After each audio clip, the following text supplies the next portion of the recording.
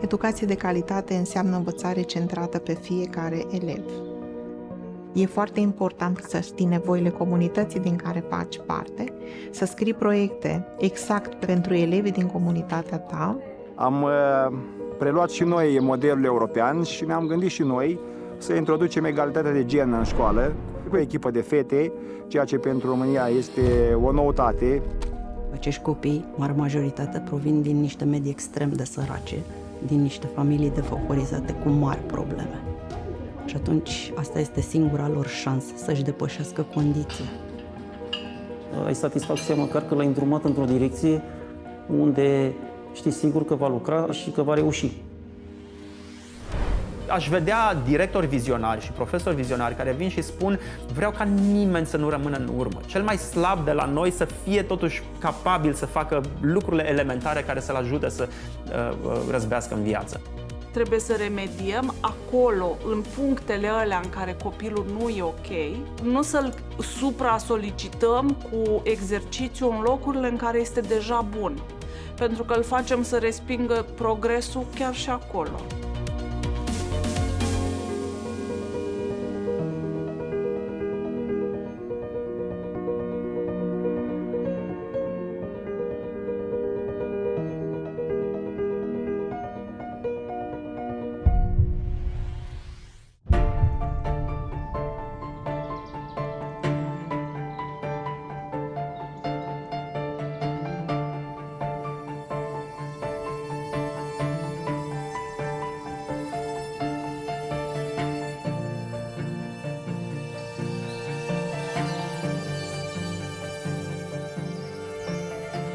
Uite, ăsta e un molid.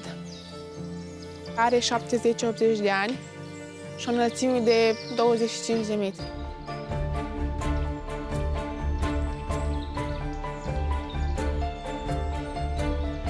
Aici este gheba de rădăcină, Armillaria melea, dăunător foarte rău.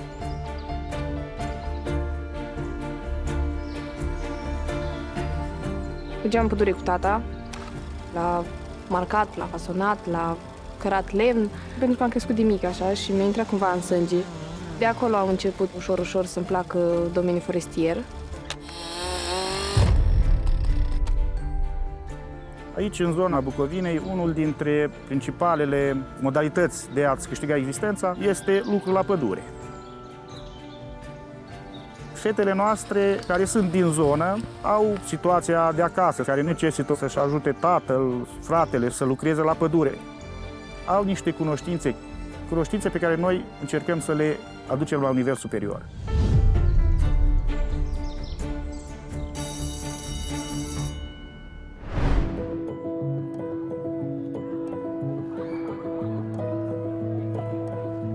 Am avut și alte opțiuni de licee, dar am ales să vin la liceul Silvic Bucovina, pur și simplu pentru că m-au atras domeniile. Este totul despre natură, despre silvicultură, pădure. Asta a fost cea mai bună alegere pe care am putut să o fac, nu regret. Școala noastră este o familie mare, cu copii din diverse medii. Realitatea nu este cea pe care mi-aș fi dorit să o avem. 80% din copii sunt navetiști sau sunt copii din alte județe, 30% au părinții plecați în străinătate, 15% din elevi sunt abuzați acasă, nu au ce mânca. Și pentru 50% din elevii acestei școli, echipa de aici înseamnă acasă, înseamnă familie. Lucrăm cu fiecare în parte, exact pe nevoile lui. Asta este politica școlii noastre, învățare centrată pe fiecare elev.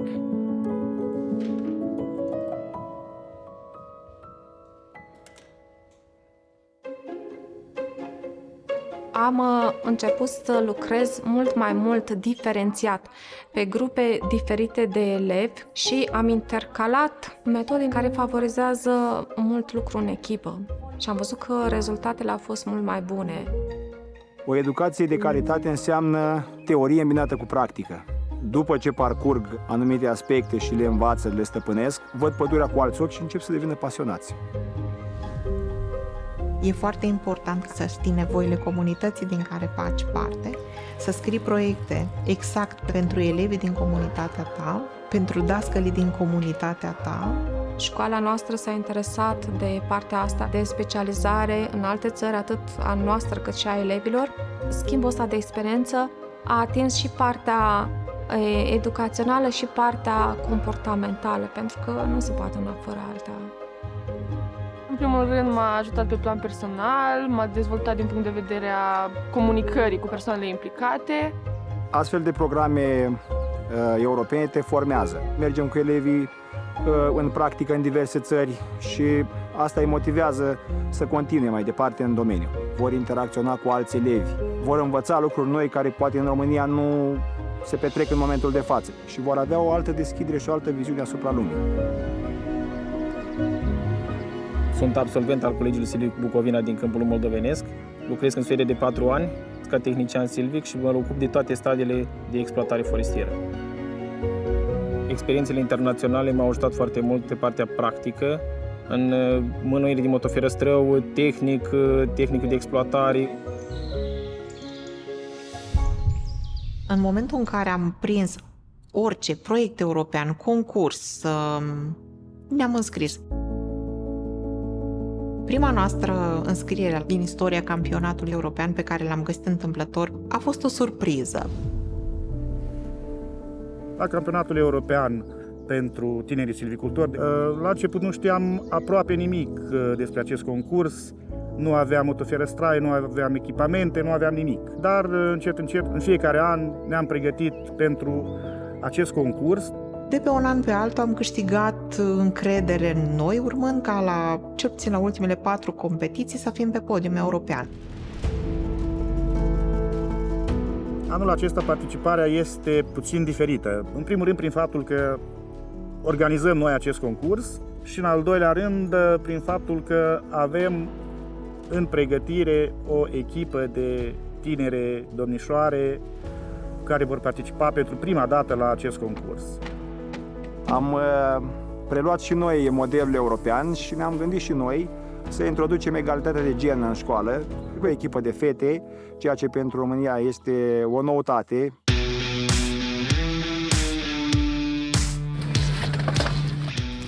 Au fost mulți la început, dar mulți au renunțat pentru că au văzut că e greu. Dar nu e drept așa greu cum se pare. Pot face și fetele același lucru. Nu este neapărat că doar bărbați. Putem arăta că și noi putem face aceleași chestii. Un elev devine competitiv pentru concursul european după 2 ani de pregătire. Ele au reușit în mai puțin de un an. Ne-am pregătit pentru campionat undeva la 6-7 luni, în care numai noi știm cât am tras de noi. Cum e o vorbă și la noi în popor, dacă te-ai băgat în horă, joacă până la capăt. Regulile pe care le aplicăm noi la acest concurs sunt aceleași reguli care trebuie aplicate în activitatea lor profesională. Eu știu ce pot aceste fete, iar la pregătire se confirmă. Diferența o fac doar ele. E vorba de încredere în ei, e vorba de stima de sine la care lucrăm foarte mult. În 4 ani le sădim această încredere și încurajăm în permanență. La proba de traseu forestier ne-am împărțit. Una dintre noi calculează, celelalte 2 măsoară. 30. Dau diametre, înălțimi, iar pe mine m-a ales ca să calculez pentru că mă descurcam mai bine. Când lucrezi în echipă, altfel merge treaba și altfel poți comunica, nu e singur, ai cu cine mai schimba o părere. E regulă? Da. Înțeles bine, merge.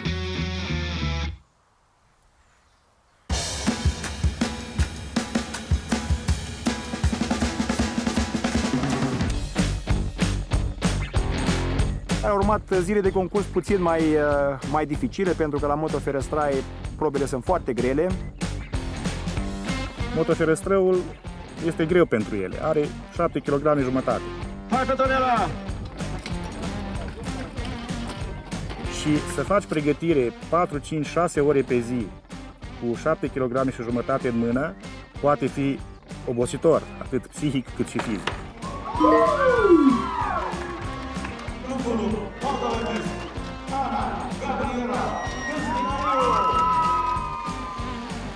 Am avut foarte multe emoții.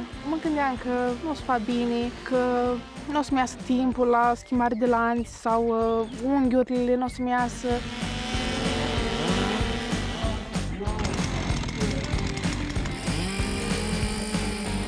Nu trebuie să tremuri ca să poți face totul bine. Și era așa o tensiune și asupra noastră și asupra profesorilor. Toți ne streseam că să facem bine.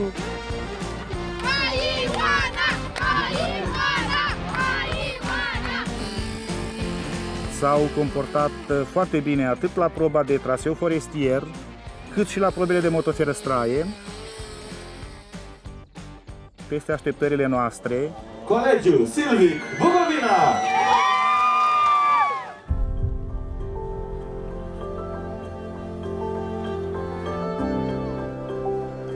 Chiar la festivitatea de premiere am avut emoții mai mari decât am avut în poligon. Când au început să anunțe câștigătorii, locul 3, locul 2. And your winner, European champion, female, goes to Romania!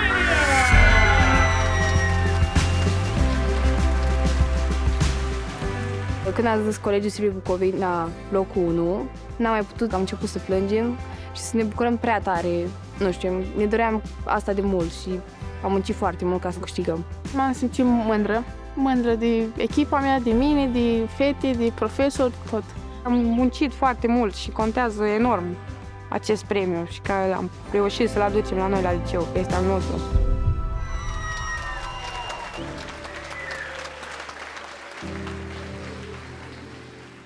Pentru mine, cea mai mare bucurie este faptul că elevii învață foarte multe lucruri de la acest concurs, pe care le aplică în meserie ulterior, practic dobândind competențe și aptitudini speciale, ei reușesc mai ușor să fie inserați pe piața muncii ulterior. Poate după concursul ăsta o să fie mai multe doritoare să vină la silvicultură, să iei ambiția noastră, să arătăm la alte țări și România poate. A fi silvicultor nu înseamnă doar a tăia, că așa ne consideră mulți. A fi silvicultor înseamnă a avea grijă de pădure, a urmări stadiile și procesele pădurii, multe chestii care lumea nu le înțelege. În viitor, pe domeniul silvic, aș vrea să ajung un inginer în silvicultură. Vreau cumva să ajut și eu la creșterea pădurilor și să fac un viitor așa cum îl vreau eu. Schimbarea vine de la noi. Educație de calitate înseamnă că fiecare copil are aripile de care are nevoie pentru a zbura în propria viață. Înseamnă că fiecare dintre noi trebuie să aducem pe copii acolo unde pot ei să ajungă și nu unde vrem noi să-i aducem. Și împreună să vedem ce putem să facem ca zi de zi să fim mai buni, tocmai pentru acești copii.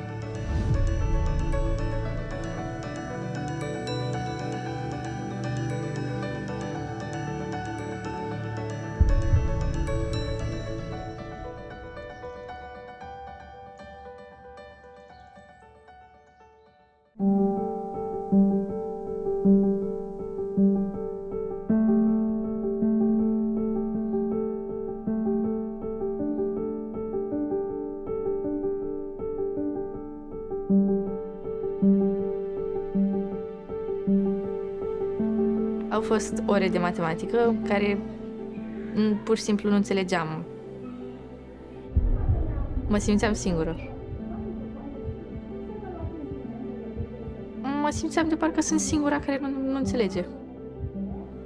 M-am simțit un pic inhibat, deoarece toți copiii au înțeles și, nu știu, poate unii îți spune bătut în cap sau ceva de genul și deja e ciudat în ziua de azi să întrebi. Mi-ar plăcea ca orele de matematică să includă pe toată lumea din clasă, pe absolut toată lumea, nu doar cei care știu răspunsul. Atunci când ne uităm la calitatea unui sistem de educație, ar trebui să ne întrebăm de ce mai avem școli și de ce merg copiii la școală. Cred că este despre cum îi pregătim pe tineri pentru viitor. Studiile PISA, care se fac la nivel internațional, arată o problemă foarte mare, și anume nivelul la care tinerii sunt cu gândirea critică, cu abilitățile de scriere sau cu abilitățile de matematică și științe. În ceea ce privește România, știm că 1 din 2 tineri nu știu să scrie sau nu au competențe de numerație de bază. Asta înseamnă că acești copii au reușit să ajungă la vârsta de 15 ani și să participe zi de zi sau cel puțin săptămână de săptămână la cursuri, fără ca cineva din clasa lor, din școala lor, să reușească să facă ceva pentru nivelul de decalaj pe care acești tineri le au. Din punct de vedere psihologic, e o cascadă, o spirală negativă, o spirală în jos cumva, da? Distructivă. Cui îi place să facă lucruri la care nu-i bun? Mai departe, ai decalaje, evident, dacă tu nu știi mulțirea, cum să înveți puteri? O experiență de învățare de calitate este una care este adaptată la cerințele și nevoile fiecărui copil. Primul pas în acest sens presupune să ai acces la instrumente digitale care să poată să coreleze întocmai nivelul fiecărui tânăr, fie că vorbești de abilități de numerație matematică, geometrie, cu abilitățile care îi lipsesc. Asta este singurul fel în care poți cu adevărat să faci predarea și învățarea adaptată fiecărui copil în parte. Ne întâlnim în parc, suntem mulți. Mami, ia uite! Și fetița a terminat cu 10 și cealaltă a terminat cu 10 și băiețel. Poate că unii profesori încurajează ca să le dea încredere, dar nu cred că notele reflectă realitatea. Ca să putem remedia, ne trebuie un instrument care să testeze la fel de robust ca PISA, dar să testeze pe fiecare copil din țara asta, astfel încât el să poată remedia înainte ca acest copil să ajungă la 15 ani. O echipă de academicieni și profesori au petrecut aproape un an încercând să redacteze item care să evalueze nivelul fiecărui copil, lucru care se concretizează într-un instrument digital de evaluare care este gratuit și va fi disponibil în această toamnă în întreaga țară. Modelul psihometric pe care îl aplicăm se numește Item Response Theory, teoria răspunsului la item. E un model complex, e cel mai modern model care să-ți permite să testezi și să retestezi și să retestezi la același nivel de dificultate, fără să am aceiași itemi, cu forme absolut echivalente. Marele beneficiu e faptul că primesc acest raport în care ne se spune foarte clar, detaliat, unde anume ar trebui să insistăm, ce exerciții să facem, din ce capitole. Ce face sistemul Brio este să ia nota asta mare pe care copilul o ia și să-i o explice, să-l facă să înțeleagă din ce este compus 8-ul ăla, da? Și cum poate el să facă să fie mai bun. Trebuie să remediem acolo, în punctele alea în care copilul nu e ok, nu să-l supra-solicităm cu exercițiu în locurile în care este deja bun, pentru că îl facem să respingă progresul chiar și acolo. Faptul că este un instrument digital este mai apropiat de felul în care copiii din ziua de astăzi există.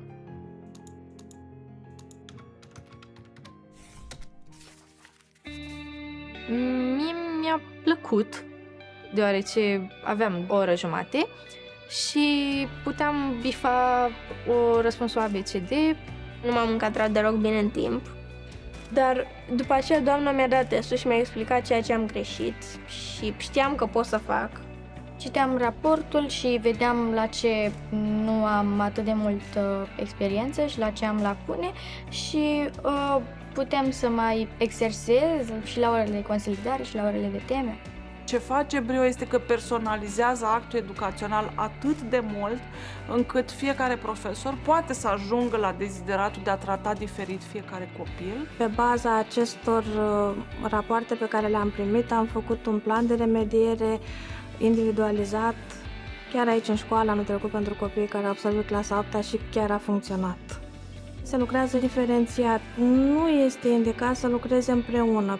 Ne-am împărțit pe 2 grupe care au fost făcute pe baza rezultatelor de la testul inițial și mi-am îmbunătățit nivelul unde aveam probleme.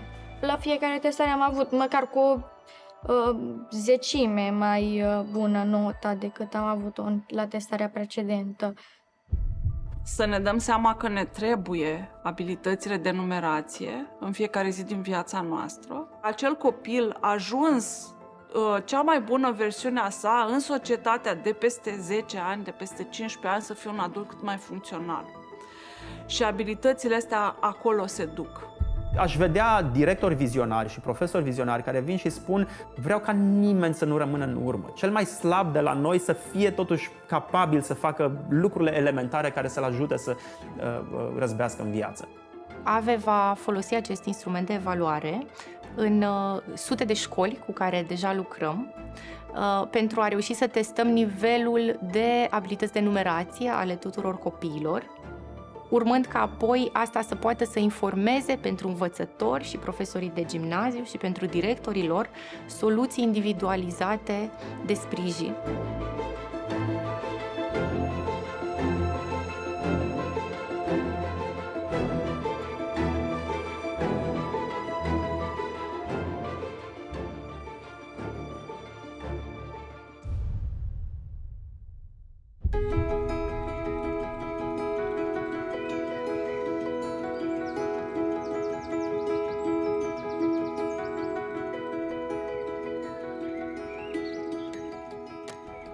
O educație de calitate înseamnă o educație timpurie, adică de mici trebuie să aibă niște cunoștințe de bază, dar în primul rând presupunem o bună orientare spre ceea ce este bun copilul să facă, ce aptitudine are. Un sistem educațional care să ofere tuturor oportunități egale de a învăța, de a se dezvolta, astfel încât toți să-și atingă potențialul maxim și să-și realizeze un viitor. Mi se pare destul de important pentru societate. Avem nevoie de forță de lucru, mai ales firmele care nu pot să-și desfășoare activitatea neavând oameni. Probabil și de acolo a plecat și ideea de a face acest sistem dual. Scopul învățământului dual este să aducă operatorii economici cu toate tehnologia pe care o dețin și cu experiența lor în cadrul colegilor din învățământul dual. Urmează în următorii ani o perioadă în care foarte mulți angajați vor ieși la pensie și avem nevoie de tineri care să putem să îi pregătim înainte în sistemul dual, capabili să angajeze într-o societate.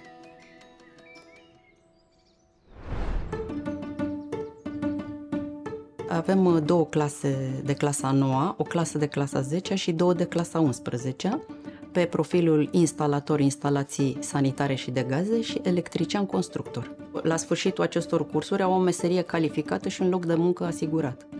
Avantajele sunt că vin experți de la Panova și ne explică mai bine. Știu că la terminarea cursurilor o să am un job stabil și că pot da și o experiență mai bună. Facem un fel de simulări, cum e și în situațiile reale. Și ne ajută să învățăm cum să reacționăm în momentul când este avarie. Stagiile de pregătire practică se desfășoară pe baza unei curicule ce este elaborat de către profesorii din școala noastră de profil tehnic și de câțiva specialiști de la agentul economic și se desfășoară atât la agentul economic, la punctele de lucru și în atelierele școală. Avantajele pentru elevi sunt în primul rând că folosesc echipamentele pe care noi le avem în societate. Mergem în sprijinul lor și încercăm să îmbinăm modelul de teorie în practică. Asta îi ajută și pe ei și sunt mai atrași, mai atenți și mai receptivi. N-am știut niciodată că apa trebuie să intre prin atât de multe stagii, pe lângă stația de tratare, stația de captare, sursa. Niciodată nu m-am gândit că chiar e atât de multă muncă pentru a aduce apa la casele oamenilor. Văd în ei exact ce am fost eu, exact vârsta aia și mă văd între ei. Și i-am văzut că se bucură, că sunt tineri și că vor să învețe ceva, să reușească, să meargă mai departe, deci după toți anii aceștia 3 de profesională, să își construiască un viitor. Ai satisfacția măcar că l-ai îndrumat într-o direcție unde știi sigur că va lucra și că va reuși.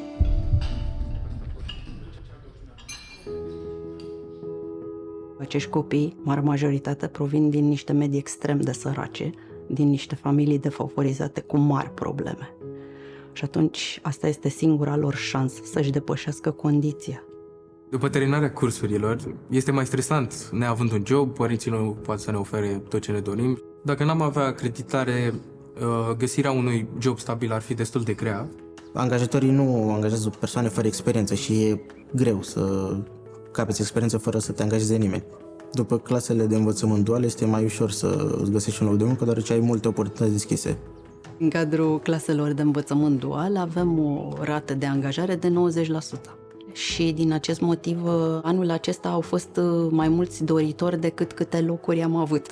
A fost o cerere foarte mare și am fost nevoiți să facem un concurs de admitere. Scopul suprem este ca copiii să fie fericiți și nu contează ce vrem noi sau ce ne place nouă, ci ceea ce le place lor și ce îi bucură pe ei.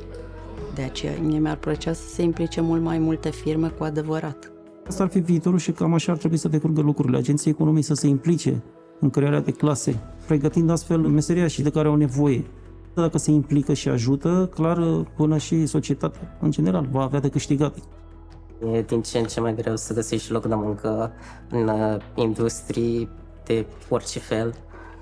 Și chiar am destul de multe emoții. Sper să reușesc să intru și să pot să muncesc și să pot să îmi fac un trai. Asta e cea mai mare motivație care o am în acest moment.